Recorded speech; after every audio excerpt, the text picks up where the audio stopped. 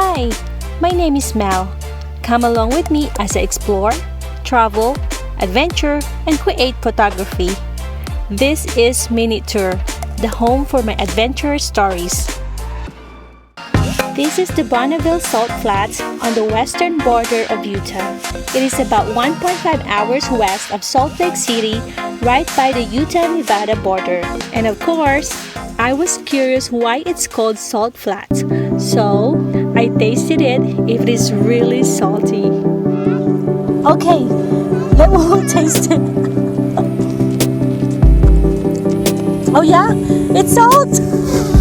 It's salty! The Bonneville Salt Flat is one of the most unique natural features in Utah. This is a densely packed salt pan covering over 30,000 acres, the largest of many salt flats located west of the Great Salt Lake.